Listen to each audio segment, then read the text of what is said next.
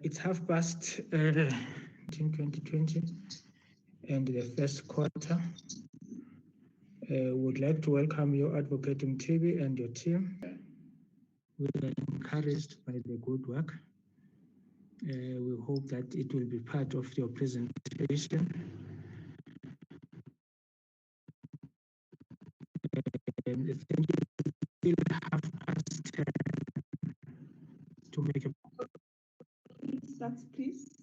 Can I note an apology of Honorable Richard Janti? Apology for Richard. Thank you. Okay. Mr. Swart has indicated that you might leave the meeting early, that you're joining us, but might see this afternoon's meeting as a new meeting or a continuance, but I will not be able to attend the afternoon portion. Had to be clarified. Is it a continuance? Good morning, Chair. Local, I want to correct it. Honorable Masako can check the notices. It has been cancelled. Oh. Wow. Cancellation of the committee, the Correctional Review Committee was revoked. Oh. So Honorable Chele, then Honorable Chele and Honorable Mofoke in there. So we can just release one and the two of us remain here in this meeting. Okay, no, that's cool. Thank you very much. Thank you.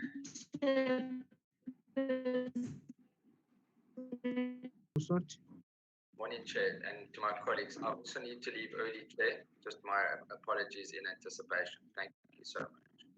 Okay. Advocate Mtibi, we will give you until 25 to 11. Brief the Portfolio Committee on Justice and Correctional Services. I'll go straight into the, it's really the outline of the present four performance. I'm just reminded before I go on, I'm not sure if the Honorable Chair and Honorable members are aware that introduce her at this stage. Ms. Chair, it doesn't look like that she, but we have ensured. I am at the meeting. I connected quite on time. I have just decided to remain mute so that I give an opportunity for the proceedings to start. But I am confirming that I am present at the meeting. Thank you very much. Great, thank you. Thank you very much, Ms. Madiba. Legal counsel information, the governance, covering compliance with legislations and laws, the audit outcome with Q1 performance information for 20 and 21 financial year. Slide number 4, Honorable Chair, it's of the Q4 of 1920. That's 6% and 11.11% was not achieved. However, in May was not achieved. If we split to the next slide, is program 1, which is mainly administration. It covers the support services. And then there's program 2, legal counsel. Program 3, data analytics and prevention. So it really is part of the core business as well. Most unachieved indicators. And then I'll go straight into the annual performance of the financial year 19. There's a variance statistics. The overall performance of 1920 as a whole is 68.97, whereas planning and strategy, that explains the two. I'm going to just pause here quickly, Mr. Mguli, if you can just appraise the Honorable Committee. Morning, and once again, Honorable Chair. The variance, Chairperson and Honorable Members, is that in Q4, what has happened is that we did not have some of the milestones or targets, and in the annual performance is different from annual targets, because here we are demonstrating the entire achievement for the organization. Thank you, Mr. Mkuli. Honorable Chair and honorable members, I'll proceed. And there's areas that require intervention. 10, which is the yellow part, significant work done, is 10.34, and not achieved is 20.69. In the main, the areas that were not achieved, as I indicated, it's in the support services. And we really want to ensure going forward that that we have seen a good performance for excellent performance, where we will improve on the 10.34 and put in steps, measures to achieve the 20.69. The slide that we are seeing now is depict administration, which is the support services. The program 2 and program 3, which are the core business, we are seeing 100% performance on the core business of the Special Investigating Unit. And of course, we do so being supported by program 100% achievement. So we are aiming to ensure that we deal with the rates in program 1, and we are now going to talk to those rates as I go to the next slide. The next slide, the presentation of time.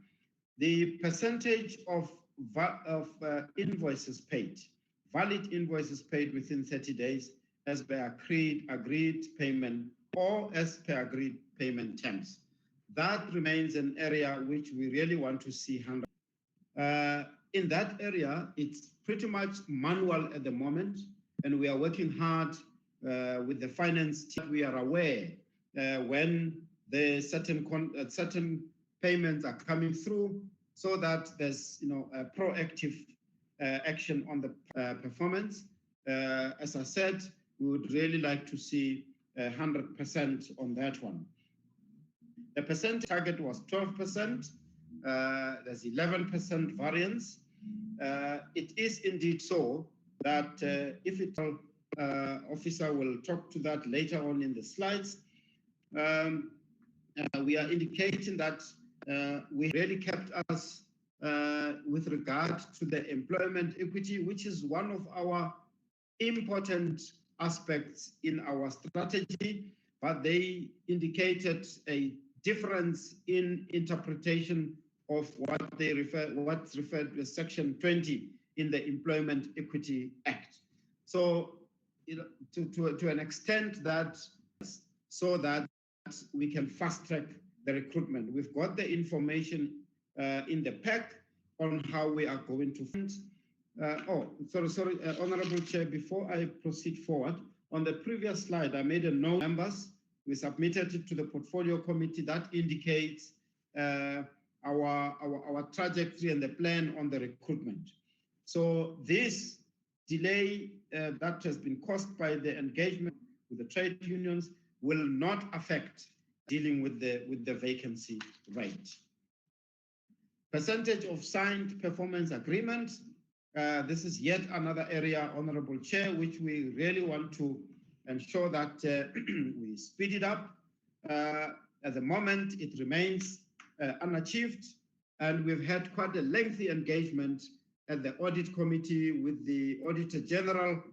It could really be improved in the sense of having upfront performance agreements with the employees. How we have mitigated that at an executive level, we sign business plans, which are facilitated by our colleague in the to measure the executives. That is translated down to the projects, investigation projects. However, it still remains an issue that the performance agreements are required, so that there are really no hagglings, no issues at the time of one-on-one appraisals. But up to now, we have put in place measures. Again, I report to the Honorable Committee that we are at the stage where, add on to that, contracts must be signed. We are at the moment, the human capital space is workshopping everyone in the organization around. I move forward. The next slide. The percentage of the implementation of the 3-year information. However, there has been quite significant milestones that have been implemented. The explanation there or the comments just indicates that in the IT department, they had entered in this current year, notably the wide area network, local area network, because we were infrastructure. We then also pulled forward the provision of new laptops to the employee. What happened is that when those items were fast-tracked, the previous plan was not updated accordingly, and now operate the fast-track milestone. I have engaged with our IT executive that one information that we have included. Some of those milestones are included there. But as I said, we've now put in place measures. When we do the planning, it must be so focused that when there are changes, the expectation is also that from when plans are changed because of the business requirements and business needs, but the changes should be documented appropriately. The next one is number of stakeholder survey conducted and baseline established. We have there was a stakeholder and communication strategy that was worked on as the not so new anymore head of communications came in. He has done so, and that strategy department, he has taken that into account. However, the last survey that we did is still very much valid. Survey are incorporated and are implemented and worked on. Improvements brought where necessary. The next slide. The SIU, we have implemented a full governance framework, and we speak to it. Environment is beginning to show the results that we would like to see. The next line is number of quarterly reports produced. We are expected by law to present 4 quarterly reports. One is number of submission of strategic plan and the annual performance plan. The SIU, we have complied employees as we revise our strategies to ensure that we take into account the business changes and the environmental changes. Once we've done that, we conclude our strategic plan and submit to the executive authority and ultimately submission to the portfolio committee. That was done.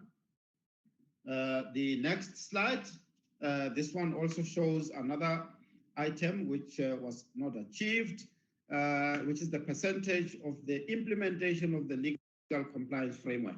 In this regard, we've set ourselves a higher threshold so that we don't drop the ball when it comes to which takes into account legislative compliance projects.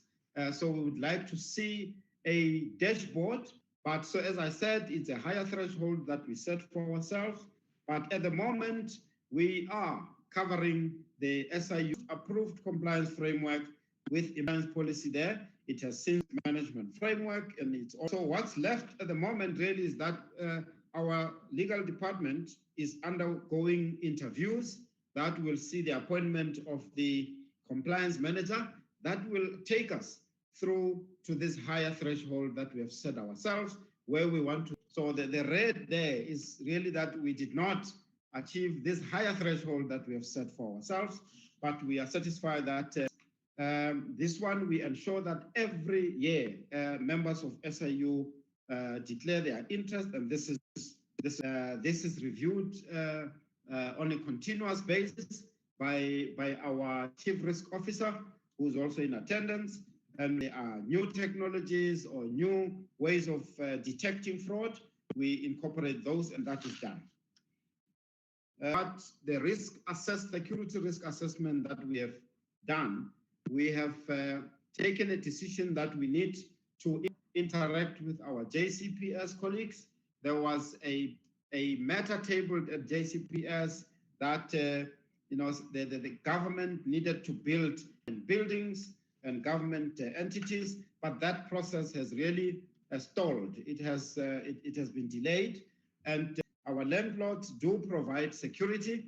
However, there are other areas which are not in the lease agreement. We have appointed some security guards to ensure that they cover the areas which are not covered by the after the lease agreement ended, and we have also implemented a revised security plan there. But that there are no red flags in the security environment. The integrated business system with yet, but our chief risk officer is driving this space.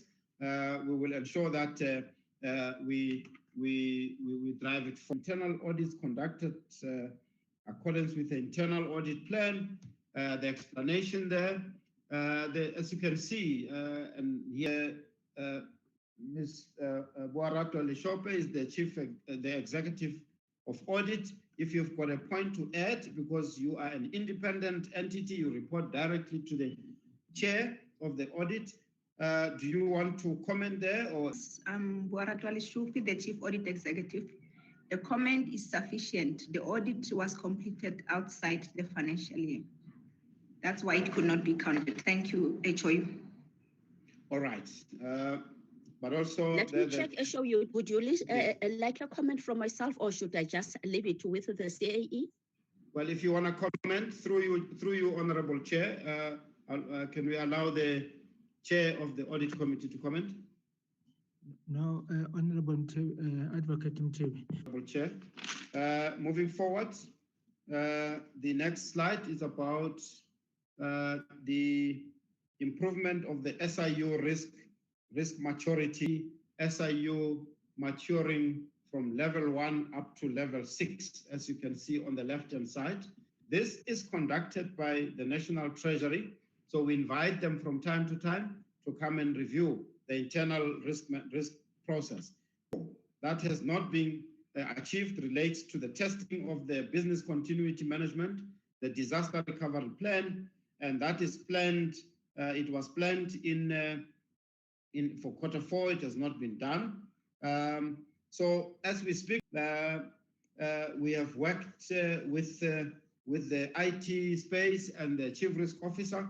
We will make sure that the tennis, which has really shown good performance, percentage of allegations registered process, we ensure that they are registered through to the proclamation process. And the second, number of investigations closed. We have really seen quite a number of investigations closed. The target was 400. The investigating team have closed about 2,000 investigation areas. So there's a comment in there that some of the contributed was 7. We have submitted. We set targets that are in line with our performance level, so that we. Advocate Mtebi.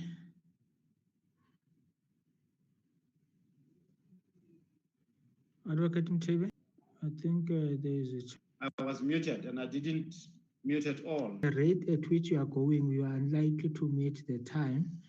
Okay. And we had given you more time than previous. That's right. Time. Referrals to prosecuting authority is 451, exceeding the target of game there in terms of the targets. They seem low, but the baseline was talking to the real target that was set. But again, the number of disciplinary referred. These are referred to accounting authorities and accounting officers. Target was 100. The value of potential loss prevented. The target was 30 million. We've done 400 million. We managed to prevent the loss of about 400 million. And this resulted to the overachievement of the planned target. 2 million, again, we've exceeded that by 345, which is the target to date. And on the left-hand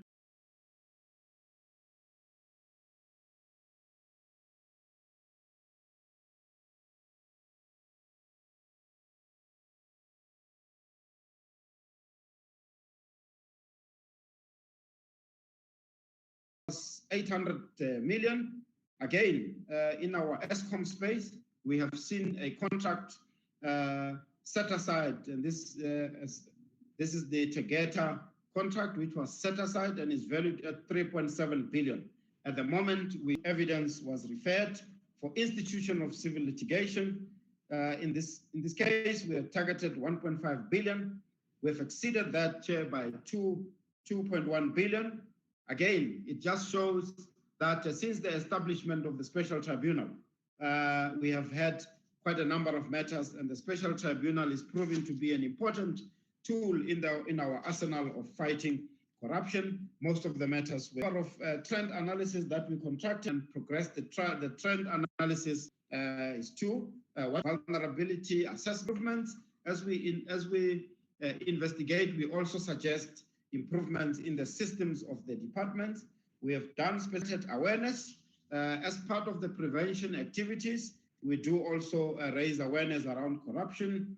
As you can see there on the year-to-date column, we've done with the National Department of Public Works. There was, interestingly, a school that approached our awareness day. We did that, and it was really very well received. Number of public services in the country. Chair, without a waste of time, I'm going to hand over to my colleague, the CFO, who will take the committee through the financial stats and CFO committee. Thank you, Honorable Chair and Honorable Members. Thank you very much. You should also key issues. Thank you, Chair. For the quarter then, would notice that we've ended with a surplus of about 193 million, and that was mainly made up not of the recruitment not happening as we thought it would. There are then savings in the salaries and related costs for headcount, which is in your traveling accommodation and your operational, and that is mainly made up of a reversal of the provision for bad debt. As a 3A entity, being on full accrual accounting, we need to impair our debt on an annual basis, and because we've made huge inroads in the 2020 year in the recovery of debt, we've recovered it all, and that created effectively a negative of 2021. The lockdown on our income, about 40% of our income, as you are aware, is invoiced income. So on the project income line, you would notice the actual was only 31 million versus a budget of 82 million, a 51 million negative variance on the income. During lockdown, hard lockdown 5 and 4, as the SIU was not. However, on the expense side, it was again also balanced out because of the recruitment not realizing as in a surplus of 32 million, Chair. We can go to the debt, the payments, next slide. This is the debt at 31 March 2020, mainly as a result of huge inroads in recoveries. Next slide. At 30 June, Chair, the next slide depicts the payments. As I've mentioned, government in public entities, provincial government. Unfortunately, we are still experiencing on the local government, the municipalities. Recovered only 21 million, so that was again the negative impact of COVID. We would have expected closer to about 60, 70 million.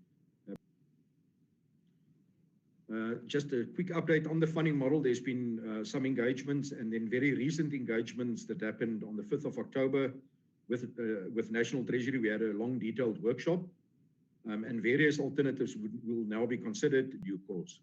Thank you, Chair and members. Thank you, CFO. A result of the investigations. And Chair, we know that there's a specific day set up for SIU to come, and we included this just to ensure that we also just give an indication of the outcomes in the legal in the investigation space. To date, matters that have been set down to be heard, it's about 6 have been reported publicly.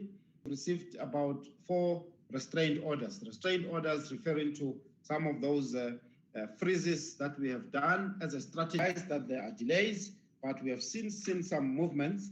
We have got now about 50 cases pending to the value of 9. So at this stage, we are really we are covering all of the investigations, including all the proclamations that we have received, but we are really preoccupied by the COVID-19 for obvious reasons that the public interest is in the wrong, hold to account, and we believe that we are making strides in that space. So at the day appointed by the detail to appraise the committee on those investigations. Unless there are specific questions relating to specific investigations, we will cover them in this presentation as well. I won't go much on the compliance, the governance side. As I said, I've covered it before. We have created the governance framework. This slide, the next slide, please. The EXCO Risk Management Committee that really ensure that the strategic risks, which is the next slide, I won't go line by line. It really just ensures us that we also monitor the risks that are attendant as we perform our business. As you can see, then continue to make SIU referrals, and I include across the board, be it disciplinary, be it civil litigation, be it prosecution to them. So we want to take them. The one risk relating to the funding model, we will probably see it incorporated in the next financial year. I will not cover all the slides on the audit outcomes, Chair. We are just glad fourth year in a row, really what goes into achieving with clean governance, sound financial management, prudence in making decisions. Next slide. I think after getting clean audit. Next slide. If you can just a message of that we push the vacancy rate. We really look forward, as our finance CFO has reported, that the budget that we'll have, are hoping that with the budget adjustment that's coming in October, that we may also be included. And honorable members, can you hear me? Am I still muted? Yes, we can hear you. Okay, good morning, Chair and honorable members. I think the main issue, as HOU has indicated, is the vacancy rate. We have begun so far, so I don't think I want to go into so much details. We have put and we appreciate the time. Shown here. There's just one correction I want to make. These are the additional resources in this current year. It's not in the MTEF, because the MTEF is 3-5 year period. We've got the resourcing them soon so that we capacitate SIU. If you can see there, the principal forensic accountants, we need them dially, chief forensic accountants, cyber forensics. These are the skills I think we did report to the portfolio committee before, that we will be making sure that we Q1 performance, as the committee could see when we go through the report. I'll just go through the summary one, and 25% achieved. This was really, we've got the contributing factors there in slide number, affected us because we were not declared an essential service in the beginning, but we have since put in place the measures. The head of strategy and planning informs me that because the Q2 has ended, he has seen some significant improvement. In detail, I will stop here and allow the chairperson probably to hear the chair of the audit. Thanks.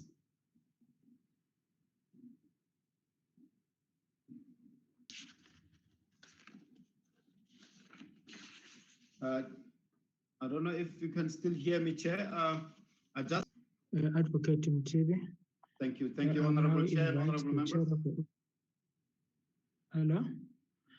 I'll now yes, I'll now invite the chair of the audit committee to take us through her report.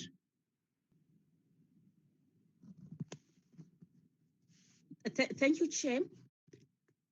Good morning, Honorable Chair. Good morning, on the audit outcome of 2019-2020. And my comment, Chair, 5 successive years, we've actually been indicate that even prior to the clean audits, we were still having unqualified audit opinion. So even if prior to the year 2016-17, we were having just a unqualified audit opinion, we were not having major challenges, but it was more to strengthen our internal control environment. And one other aspect was the pending application of observing the results rather than planning in advance that people are expected to achieve the particular KPIs. And having made that qualification, Chair, I would like to indicate that from the Audit and Risk Committee point of view, we don't have any concerns as the oversight structure in terms of any weaknesses within the environment that are not in place yet, are known to the Audit Committee and had been under the radar of the Audit Committee even the past financial year. And we are happy with the progress that is being made because the organization, to avoid unnecessary litigations, as part of those consultations, there is no dispute that is pending, so that as they continue executing the revised organizational structure, there are no disputes that are on the side. And Chair, other than that, I wouldn't emphasize any internal control weaknesses that we really have to adhere to. And as Audit Committee as well, we have acknowledged the performance that is appearing to be reducing, which is mainly as a result of the impact of COVID.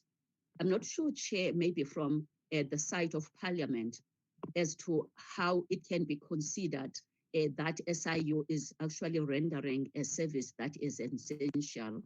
And I think the committee chair will agree with me when I'm saying it should be considered essential, because you will remember the challenges that are experienced currently in relation to COVID-19 related expenditure, which therefore means that deferring action to be taken is impacting on the actual cases, because the main object to recover any taxpayers' money wasted through irregular and unethical conduct. And therefore, when the case becomes older, it might even be difficult to actually recover the assets that are the fruits of such a SIU mandate as part of essential services, like it is the case with police, because there is no way we would not be able to let the police be on duty. So, Chair, that is the point that I would like to comment on as well. But overall, as the committee, we are actually commending management, especially the leadership of SOU, because he is in a position that is very much sensitive and complex because of the fact that he has to be wearing 2 caps at some point, because Section 49 of PFMA appoints him as the accounting authority in the absence of an act that establishes a board for his entity. It therefore means wearing 2 caps. At some point, he's an accounting officer that is leading the executives within. It calls for ethical conduct, and it calls for objectivity and independence of mind. So having some time, the audit committee is happy with the results that are achieved. The other part, Chair, that I would like to also point out is an apology that I would like to tender for not having a formal report as the ARC Chair that summarizes what I'm presenting here now and work on the report. And Chair, the latter part of it relates more to areas of income. Chair, I understand that there will always be a consideration of sustainability in relation to people are not paying on time, and the appreciation by the Honorable Chair and committee members would be that I don't think anyone would like to be investigated. Hence the cooperation when we have to be getting the monies paid to us, because some of the responses would budget for that. And realistically, I don't think people will ever invite that they be investigated. So when it comes to us, However, there are strides that had been made by management by having bilateral discussions with the various data that we have in our books to an extent that the improvement in terms of what had been written off in the previous years may be paying and also having to pay on time. However, Chair, it's still not closing the fact that there needs to be strengthening of IGR principles in regard to these debtors, or maybe let me say our clientele that we end up having to investigate. The point that I would like to bring forward as my closing remark is the fact that we escalated the matter through the Auditor General as well, where they audit those departments and entities that are appearing in our books as debtors to see what is it that is a finding on their side for the creditors that they are not paying on time. Because while they are a debtor on our side, we've got to appear in their books as creditors, and PFMA requires of them to pay within it paying. We've been engaging Auditor General for almost 2 years now in that regard, and they did escalate it to their principals. And the feedback that we got, Honorable Chair, was that they sometimes have a problem in accepting that we are, this is from us, and the fact that people argue that they never budgeted for us because they never planned that would be pursuing an investigation. Having presented that, Chair, I think there's still a need to create further awareness, even with the accounting officers of the departments and the entities that are currently in our books as debtors, even those that are not currently in our books, so that they can understand that our men, and they've been advised of the investigation, they have tried and find out the estimate of the budget, because as you will and therefore come up with an accurate estimation of the costs. So having indicated that, Chair, I think I would like to close off by saying that at the moment, we are happy that we are doing very well, and we are even trying to ensure that management gets the support from the various state by the various stakeholders. Thank you very much, Chair. Thank you very much. Thank you very much. Can you remove the screen so that I can be able to note members?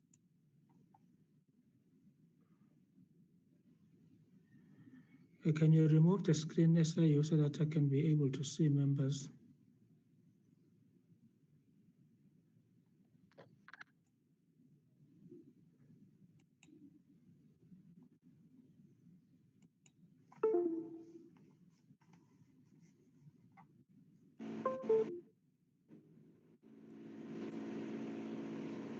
Yes. So, Honorable Swart, I can see you have raised your hands. Let me also, okay. Yes, Honorable Swart, Honorable Maseko Jele, Honorable Mfukeng, Honorable Horn, Honorable Mola. In that order. Hello. Oh, then Honorable Glenis Breitenbach. Chair, I've also got my hand up, Honorable Wilmer. Honorable Nibot Drachans. Matiba and your team for your presentation. Can you hear me, Chair?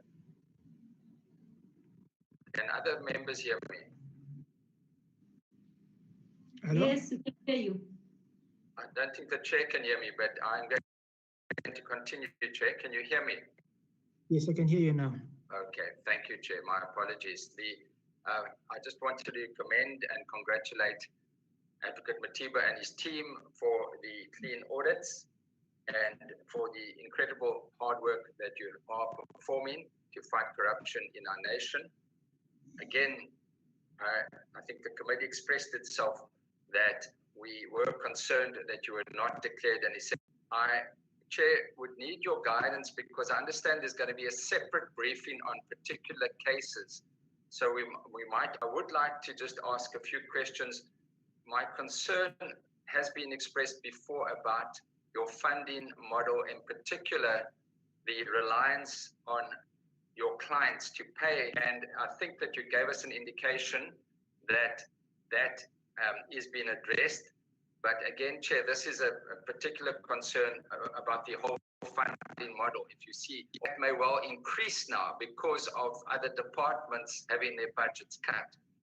So that is a massive concern for us. We as a committee have indicated that we do not want to see any budget cuts, but this is particularly addressing your data books, and you've given us an indication. You asked in particular whether you are expecting any decrease in your budget over the medium term. And this is something we would also not support, given the massively important work that you do as the SIU, and the fact that both they said they have heard us and will ensure that you are properly resourced to do the work. You are able, as I've said before, to collect billions of rands should you have sufficient resource properly funded. That having been said, I want to ask you a few general questions just about the impact and the efficiency of the Fusion Center, how you are finding the working together. Is it assisting and there was a memorandum of understanding, has that been resolved? And then of course, the whole COVID-19 corruption being investigated, possibly you could give us just a general update on the COVID-related matters on the roll, on possible freezing orders, on cooperation with the FIC, following up with the Auditor General's specific powers, and you've used those powers to freeze bank accounts via this special tribunal, whether you are expecting to that already the 500 billion COVID-19 related funding is to be additionally funded, and we need to address any corruption. Ask a little bit further about the cooperation of other agencies and other departments to be investigated, and they have to fund you. And the internal audit raised this issue that about be invoiced when they're not requested to do that. That is a great concern to me, that whole issue. So I'd like further clarification on that. Thank you. Thank you, Honorable Nomathemba Tshela. Thank you, Chairperson. Let me take this opportunity to welcome the two reports, the audit outcomes and work, also on the clean audit and the work that they are doing outside, that we see the report from the media. And also, Chair, let me say, it was really very comforting and refreshing to hear that they don't have no concerns and about the issues, how the things are done within the institution, SIU. It's doing very well when it comes to Program 2, investigations and legal counsel.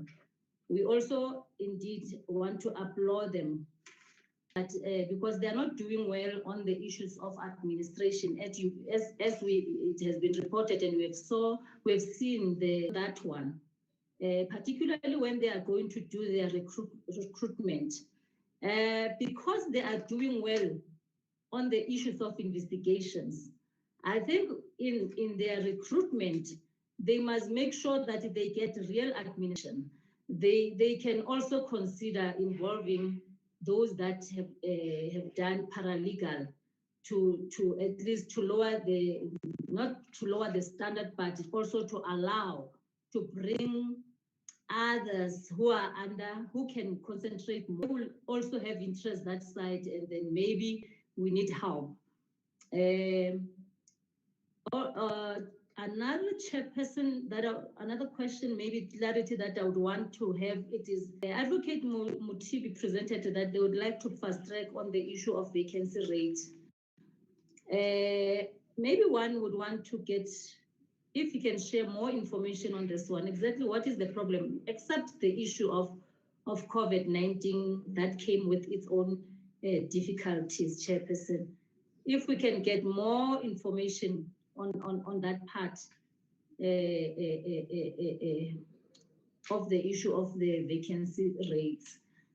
And then another issue, Chairperson, within the institution, but they are having problems on the issues of ICT plans, the issues of the 4IR, because ICT we cannot have work hard in correcting the situation on that part. But also, Chairperson, I would say the department or the institution, ICU, you can't set the targets that you cannot achieve. You must make sure that you solve them, because now you will be coming here again, crying about the issues of that rate tells us that there's a lot that still has to be done within your institution. Rate and improve. It can't be tolerated, the issue of 0% on the implementation of legal compliance framework. That one also, it has to be looked into, because these are the issues that they cause problem with recovery of debts. We have seen the sentence that the CEO got the chairperson of 10 years and 7 years, 3 years suspended, or is it 4 years or 3 years? But my question is that, was there any assets that were the money from the poor? And that he would say maybe it give reasons that he was just allowing people to steal whilst he was watching.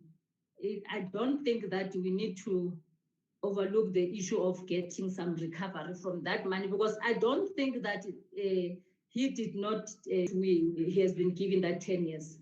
That must be looked into. He must also give us something. Thank you, Chair. Thank you very much, Honorable Mfuke. Thank you very much, Chairperson, and I would like to thank the SIU and the team of Advocate TV, but also thank the spokesperson who made us to understand what is happening on the ground, how they communicated to the citizens. It was effective. So I would like to SIU on the coordination with the Hawks. That was a thing that is long overdue, and we really think that they are going to grow in this, having noted that they did the same with cooperation on the asset forfeiture unit.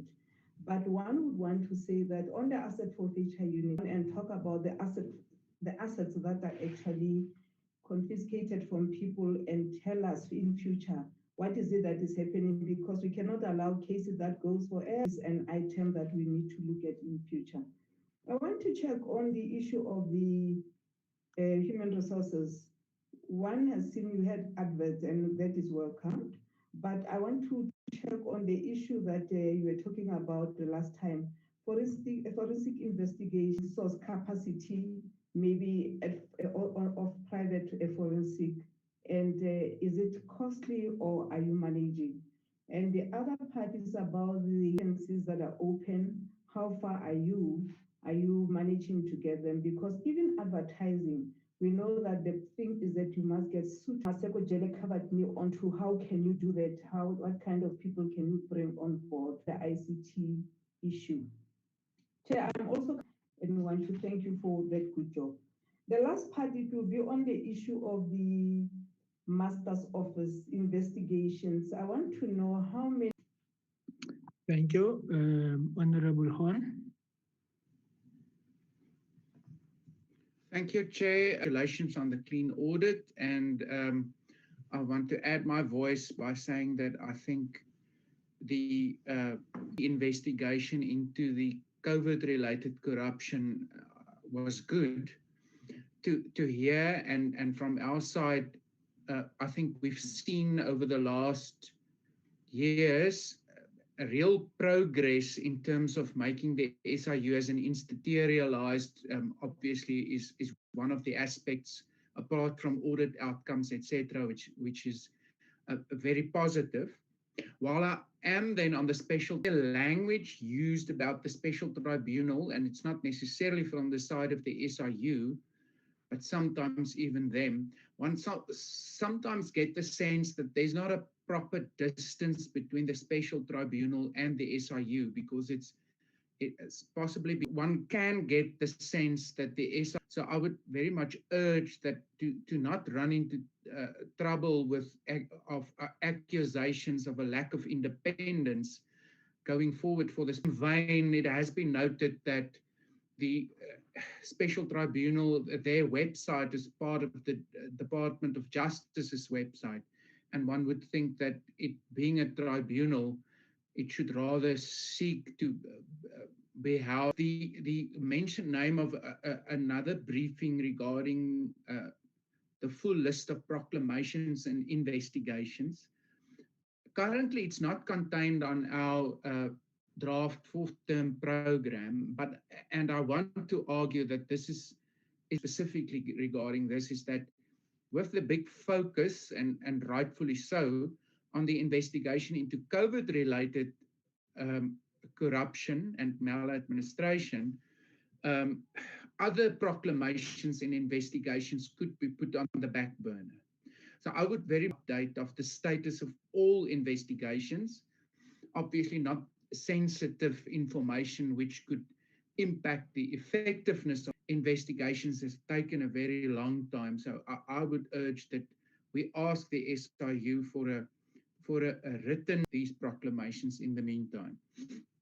On the issue of ICT, and other colleagues have addressed this, I just want to ask one now recruitment pending for very specific senior cyber forensic and other forensic is not suitable and will not enable a proper forensic investigation agency. So could we be of the SIU is now able to support the forensic and cyber forensic, let's say, principal, chief, and senior recruitment? Previously, we were also informed that due to you would embark on a process of also growing its own timber. So if we could be appraised as to whether that program.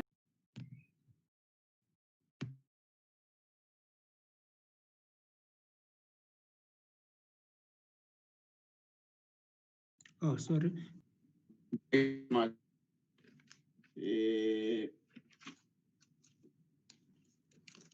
Let me get into the report. On the 30-day payment of invoices, in the report, it reflects that there is no electric system to notify employees on payment at regard. Now, the report says the electronic system will be employed, but it does not give the estimated time frame on payment deadlines, because this may have a negative impact into the good work that you are doing as the entity. There is an issue on the vacancy. The agreement with the recognized labor unions was delayed due to complexity of issues. Then the issue, Chair, in the report, it reflects that there are billions of rents that are paid to the legal counsels. I just hope on that point, I don't have a question, but I just hope that in that regard, priority is given to the previously decided, because I just hope, Chair, that there is that priority given to those who were previously disadvantaged. The issue of the audit outcome, we let me join on other honorable members to congratulate financial year. So they must make sure that good work is not lost. They've made the diagram on the diagram, but a sketch that reflects their labor force that says we have males, we have females. In the top management, we've got this number of Africans, this number of whites, this number of Indians, and this number of blah, blah, blah, in both female and males.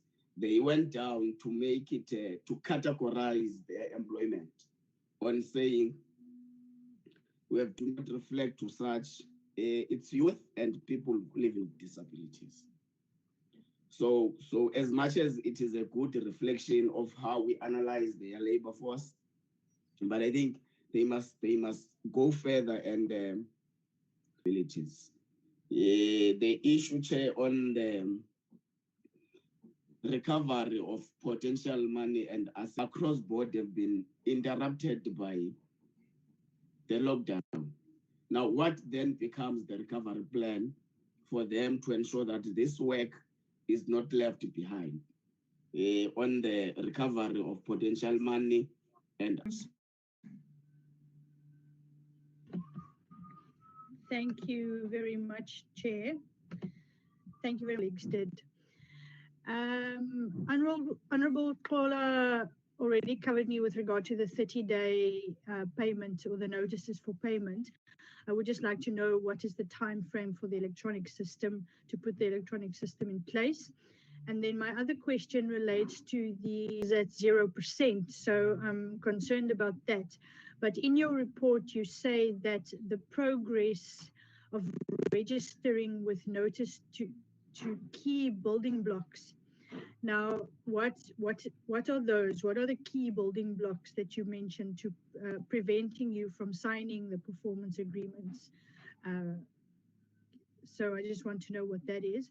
And then people expect bonuses at the end, but they haven't even signed their performance agreements. So that, and then also I would like to know, now that we've reached level 1 of lockdown, how that staff are protected, etc.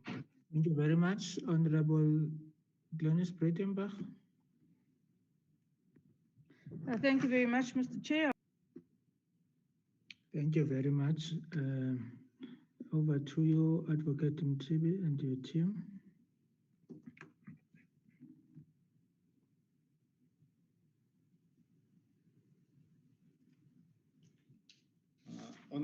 Honorable Chair, thank you to honorable members for the questions.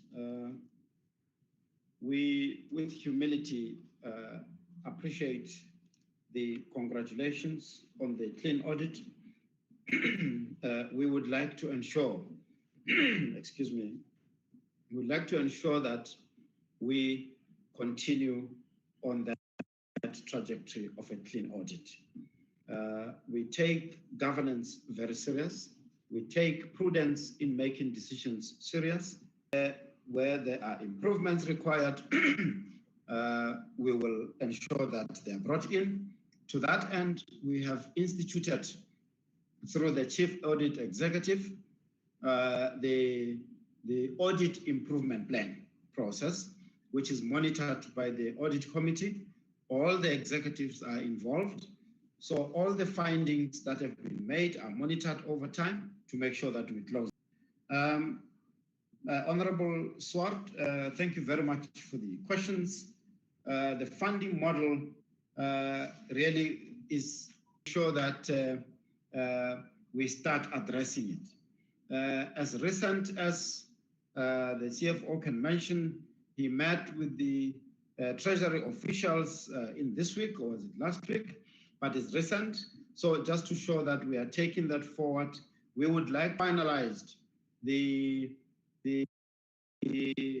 proposed amendments of the SIU Act, which will go through the legislative process and culminate into the portfolio committee. We would like to make sure that that provision is clearly articulated in the legislation such that improves on our funding model. We are continuously ensuring that we do have measures to implement that. At the moment, we are continuing to just do our best, make sure that each and every entity that owes SIU is identified. Progress reports are submitted, which shows that what has been achieved, because their CFOs would know, what is it that they are paying against. So we have instituted a process of sending progress reports indicating what has been delivered and what are they paying against. We have seen improvement in that, but we believe that we can do more.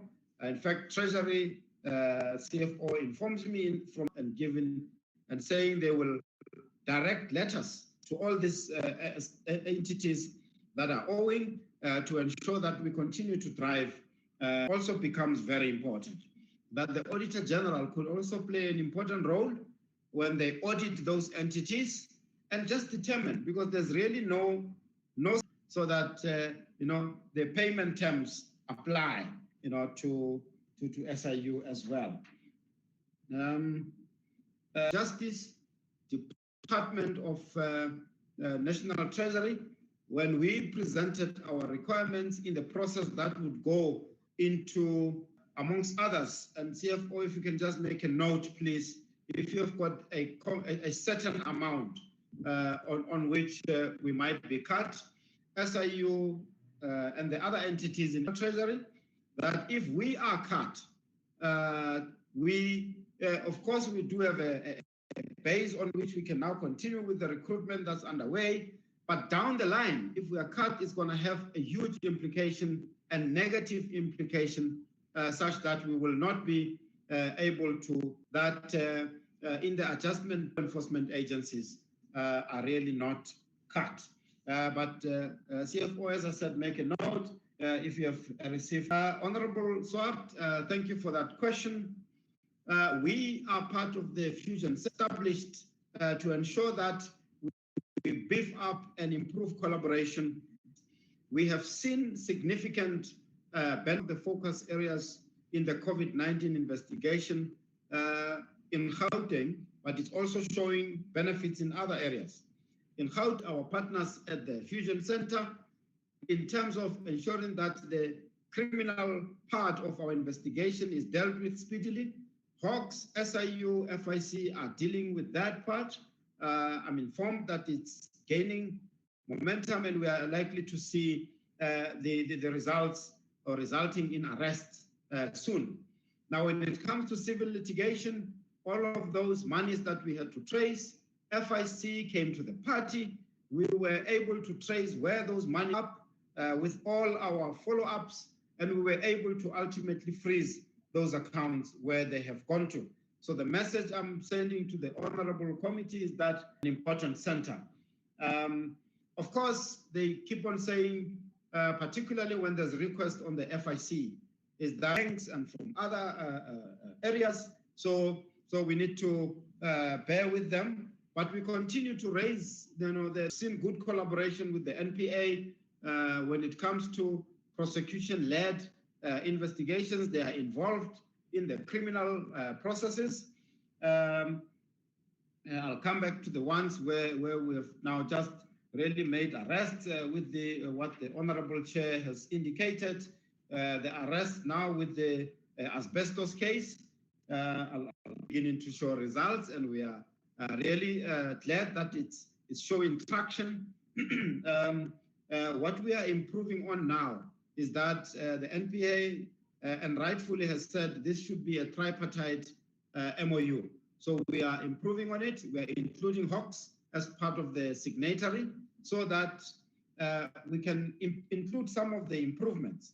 An example is, well, while the law requires us to refer to NPA, we have really applied our mind that it would not be contrary to the law that we immediately bring in the Hawks on board.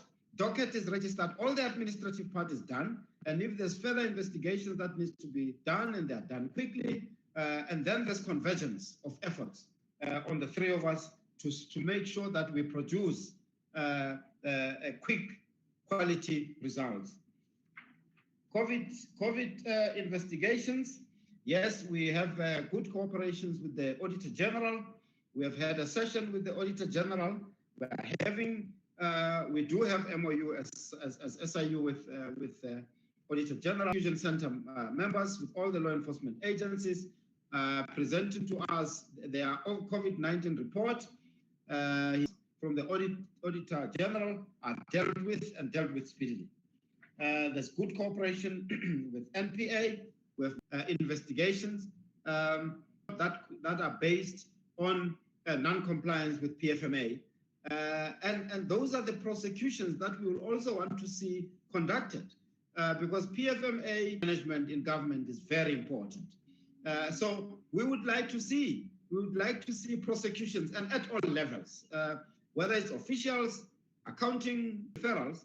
So we'd like to ring fence them and see prosecutions across, whether it's based on PFMA or common law offenses.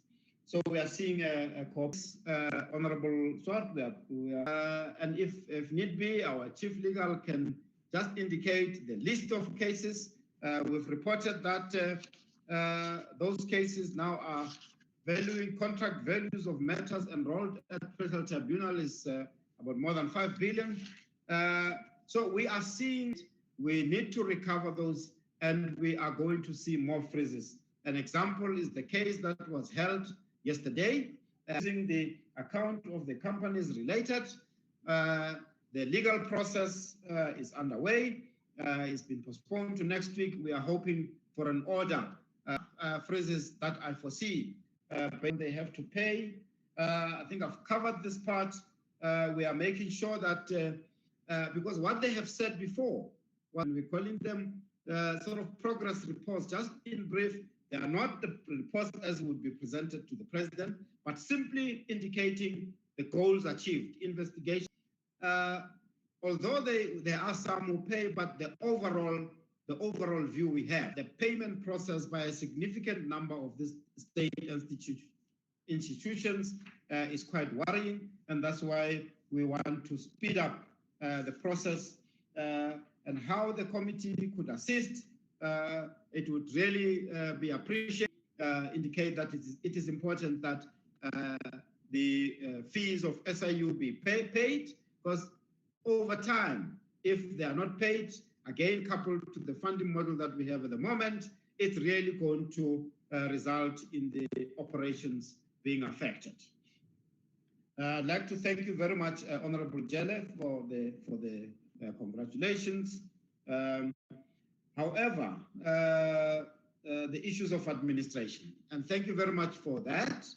We have prioritized those. We do not want really to have this conversation with the honorable committee again, presenting the service providers, the 30-day payment, CFO, and he can confirm that now, that the implementation of the electronic system is going to take about that with the observance of the procurement process. We are very, very strict about that. The issues about that we are recruiting to enhance the investigations, the core business.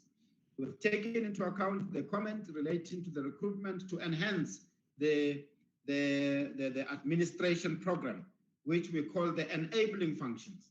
We need to recruit appropriate skills in HR, in IT, and in risk management to ensure that that space, is capacitated appropriately.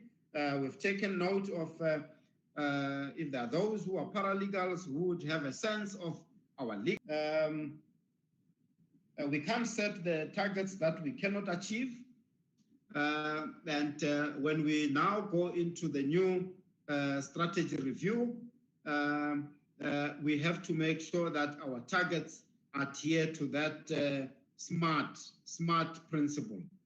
Simple, measurable, and the rest.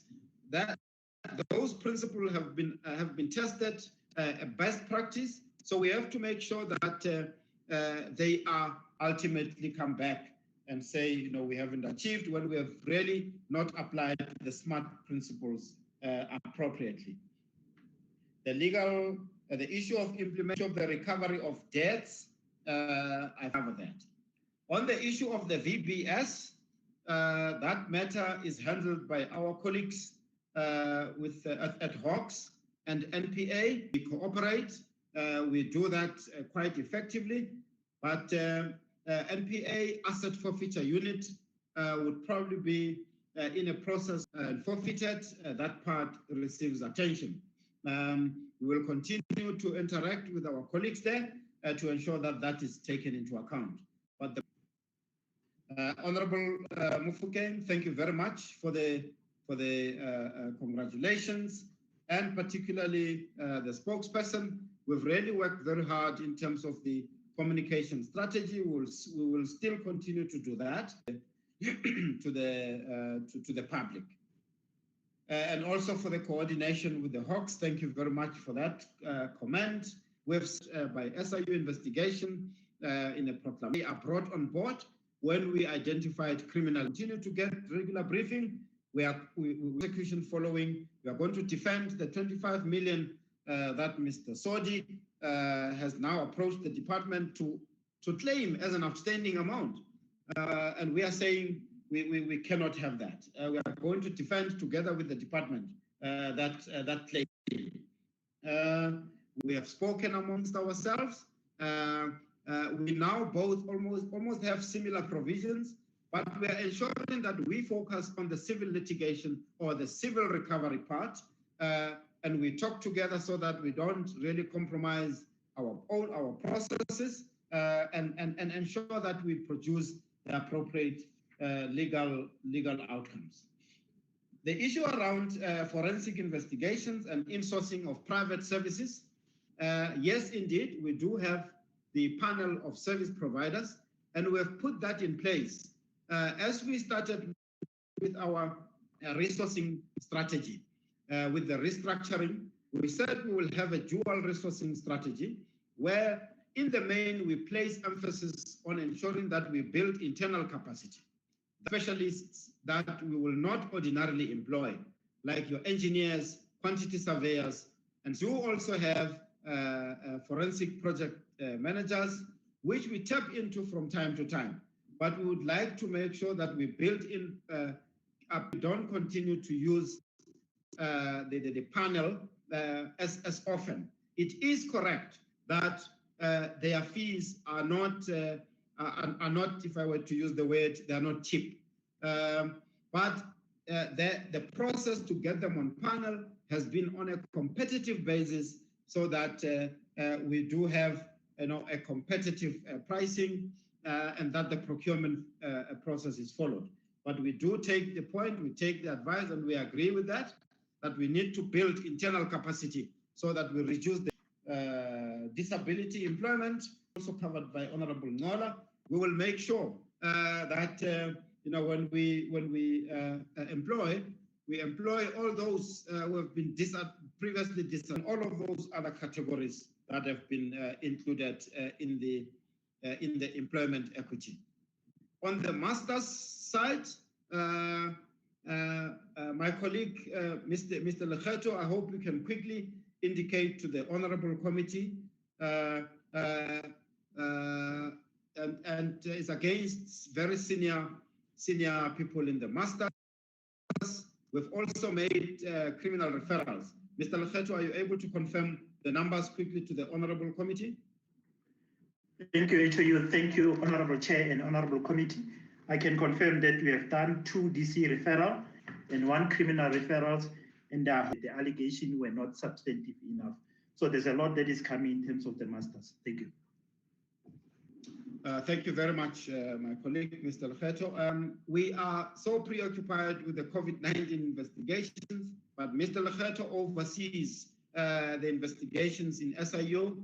I have indicated to him investigations, so that's why he's able to indicate that there's other referrals that are coming.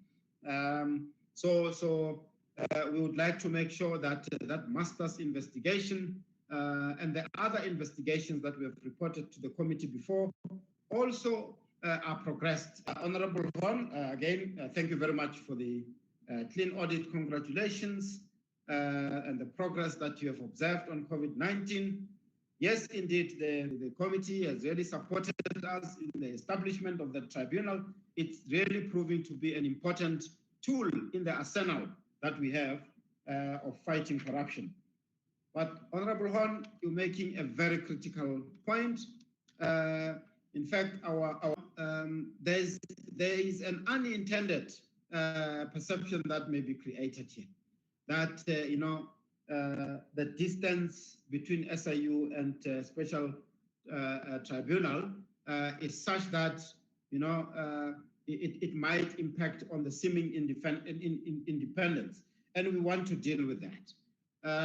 I have sought General President, their spokesperson, our spokesperson, myself, and the legals, just so that we raise this, with the special tribunal. This can just be taken on, as an issue, and we don't want that. We want to avoid that, so that it really doesn't cause a problem. Again, the issue of the website of the special tribunal being on the justice will raise that. It has an intended outcome of creating this perception. On the issue of other proclamations, I may have really covered on that.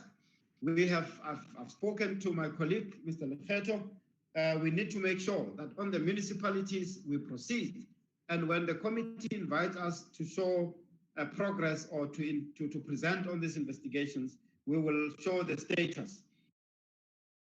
Where on the municipalities, the state-owned entities, we've got other state-owned entities that we're investigating. That is also a very critical element. So we have ensured that there is progress as we investigate the COVID-19. Yes, indeed. At the moment, we do advertised for the cyber forensic investigator. That is just on the human resources.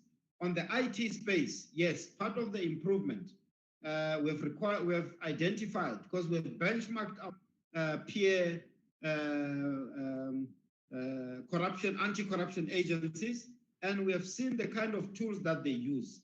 And we are satisfied that to do an excellent work in that space, we have identified the tools that we require, our cyber forensic manager, and to make sure that that space is improved.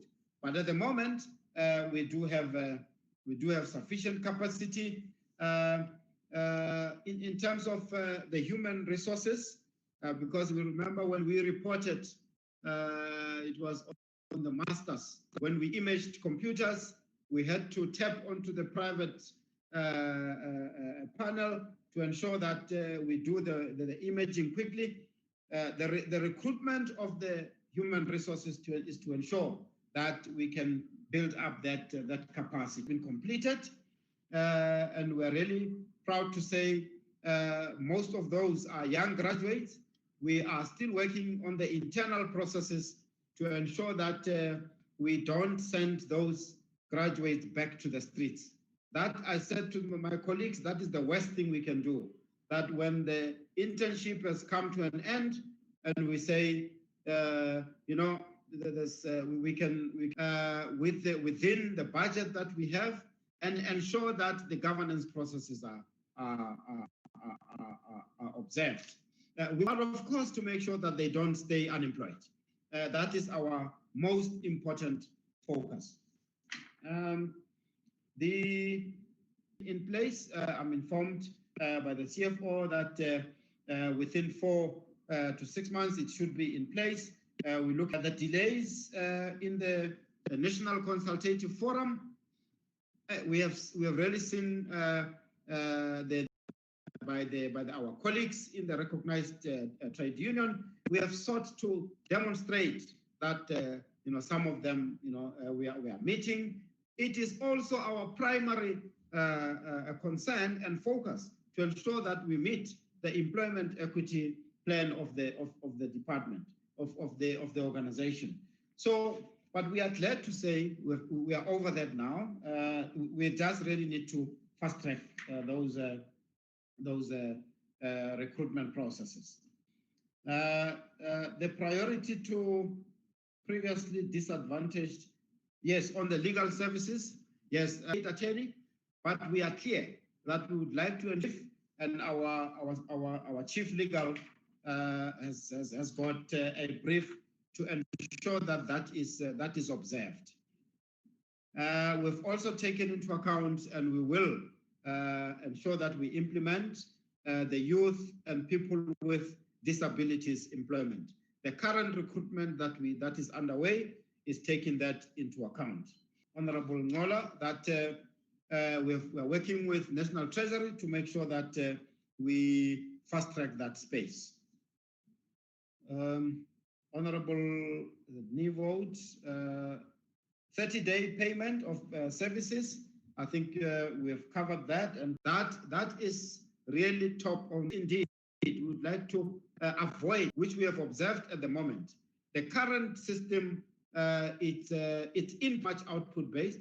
Of course, we know we can assess the outputs that have been achieved, because the performance bonus that is paid out patients have performed, and the current system, there's a way, and it's been audited.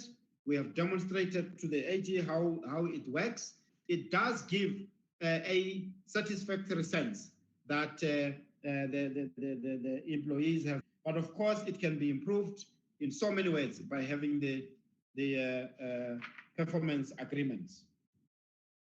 In this program of COVID-19, and it's run by all the colleagues in EXCO that are in this meeting, coordinated. There's an aspect that really deals in so many ways and comprehensively with the COVID-19 requirements. We have ensured that the protective equipment are in place in terms of social or physical distancing. We have implemented the rotation system, which we have ceased recently when we moved to lockdown 1, but we are continuing to observe that. So with the lockdown, we have ceased the rotation, comorbidities. So we are busy from NCCC, from what we benchmark also with what happens in the DPSA, but we do not want to level. It's mitigated, but they continue to be monitored. There is a program in place where we get feedback in terms of what that I've made, and when I captured the questions, I think I've covered the questions that have been posed. I really appreciate the opportunity. If there are still further questions, we are available still to respond. And I need to just conclude, Honorable Brayton Bass, although you didn't pose specific questions, thank you again for the comments that you have made. We will continue to do our and to your team. I think I must commend you for your note take. Very good. You have ensured that you have responded to almost everything. Thank you. Thank you very much. Chair, if you can give me an opportunity, if possible. Okay. Thank you very much, Chair. There's one area that I would like to add, Chair, which is not to a specific question, but there was a comment that related to us being grant funding dependent on our budget, especially on the income area, and noted that the ratio or maybe proportion of project income to grant funding doesn't really differ that much. However, Chair, even if long-term we're looking into being self-sustainable and fund our operations from projects, there's a part that I think maybe we need to take into account as well, to say monetary terms directly into SIU books. Because, Chair, there are two things. Part of the impact is such that it goes to those entities or departments which were raw expenditure or activities. And, Chair, the part then that becomes quantitative can be measured because it will go back to the fiscus without necessary client or transgressors. And yet the impact that comes from asset forfeiture unit and any outcome of those will actually not necessarily come into our books. Therefore, it might not appear as an income generation, but at the end of the day, it still goes back to the fiscus. So there is therefore a perfume. The part, Chair, that is qualitative is that I think, Honorable Chair and members, you will agree with me that long-term impact heavily where people see that this is what happens when they conduct themselves unethically or they are involved in criminal activities. It therefore means that what is seen to be our market currently for income generation would reduce because society would be having this positive impact where it changes the culture and we've got a better community, better reducing. So when you look at it from the impact point of view, long term, if there is really a culture change, it would mean the income source should be reduced. In PD in Gauteng, they are an entity of City of Johannesburg. They are a law enforcement people are changing their culture and not getting fined. It reduces the revenue for JMPD, but the mandate of JMPD of law enforcement is still needing to go, and we used to ensure that as the cash cow of City of Joburg, we know that we cross-subsidize those entities where are not able to live on their own self-generated revenue because of the nature of the mandate. Therefore, Chair, what I'm trying to bring to the attention of the committee is the fact that long-term, we may not necessarily be seen as generating our own income, but the impact, if it's able to be measured, would be that it is impacting on culture change, as well as we create awareness to people about the services and the mandate of SIU, and become compliant, which therefore means less activity that might be bringing in income, but the impact would still be there in terms of culture change, which therefore means, Chair, long-term, the business model might be needing to change so that the funding model that cascades from the business model would be in. Thank you very much. Thank you very much, Ms. Madiba. Now, honorable members, we had a very fruitful engagement with the SIU, and I think I must also add my congratulations to the SIU. Relationship between the clean audit and impact that the organization is making. Because it is possible that you can have clean audits because we've been able to balance your books without necessarily having the required impact. But with the SIU, we are seeing both. We are seeing proper governance. We are also seeing impact in the fight against crime and corruption, because ultimately we want to see an ethical society, an ethical government that its sole purpose is to meet the needs of the people. We've done. Sometimes we generally ask ourselves, with so many referrals, so many proclamations, how are you coping? But it's always it's good to see you making the impact that you are making.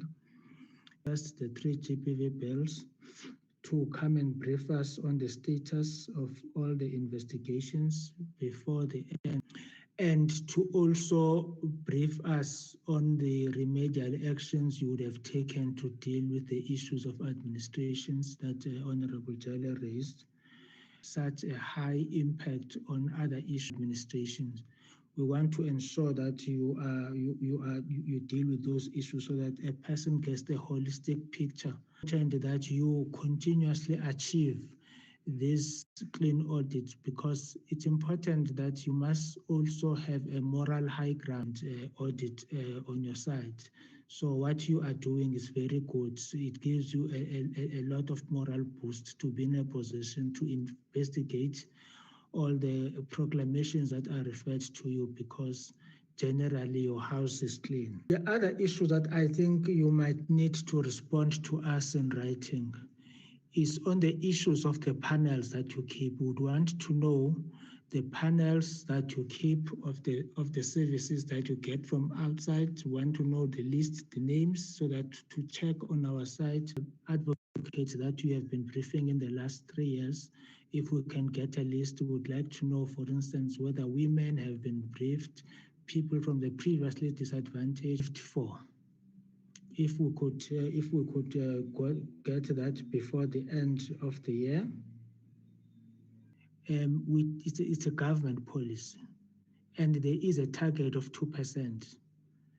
We would not be pleased that you have employed 3, 4, but we want you to meet the national target.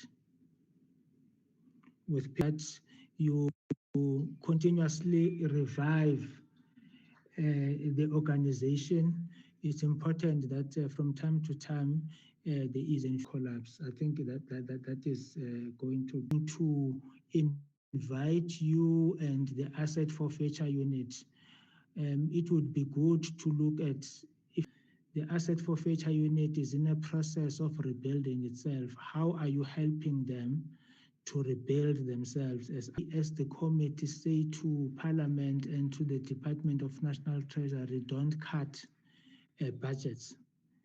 We are having you in mind because from where we stand, you are one of the institutions that is supposed to be bringing money back to the state, of creating an ethical society. But for now, it is also one of those institutions that are also a revenue generation institution for National Treasury. And we do think that when I was looking at some of your targets, 30 million rands, I do think that we should develop targets also based on the challenges that the country is currently facing. And that money must come back to the coffers. For all the department, including yourselves, to get what you deserve from the National Revenue Fund, the National Revenue Fund must have the funds. And you are one of those entities that we pin our hopes on you to really reverse the scourge that is facing our country. But I can say that from the presentation that we have received today and we have received previously, I don't think that we are in a state of despair. I think he was in a state of despair. But entities like yourselves, I think in our despair, right back that is sustainable, that indeed an ethical state is possible. On our side, we pledge our support to you, and we are eagerly waiting that the bill that you are promising through the Ministry of Justice that you will bring to ensure that you paid to yourselves, that we are eagerly waiting for that. And you must always not hesitate when you come to the committee to make presentations, to be clear on what you want the committee to assist you. Secondly, is to also sensitize the government, the organs of state, that it is SIU would not have work if people are behaving themselves. So we are asking people who have misbehaved because if they did everything well, there was not going to be a proclamation that they should be investigated. That they should be investigated, there is a suspicion that they've acted in a way that is unacceptable against the people to the SIU in as far as that is concerned. Thank you very much to the chair of the audit committee. We are insisting now going forward that all our institutions that report to us, when they come before us, we want the chairs of the audit committee to give us also their reports so that they can be able to validate or not validate what the entity is reporting to us. It is one way also of ensuring that we strengthen our oversight over these entities that report to the portfolio. You have also been investigating the Department of Correctional Services and you found issues there. So when you come back, I think that is the report that we need on the status of all investigations. Even our own, I think we should be very firm on our own stable, the NPA within our stable, as we are not accepting it within the whole of state, but we should be very firm that entities or departments that report to our portfolio committee, we are not going to tolerate nor accept stealing of monies. Thank you very much. Thank you, Chair. We really appreciate that. To do our work with integrity that's required, and ensure that we continue to demonstrate the results that are expected by the portfolio committee, by the public, and just to make sure that there's culture of ethical management, ethical leadership, culture of ethical employment.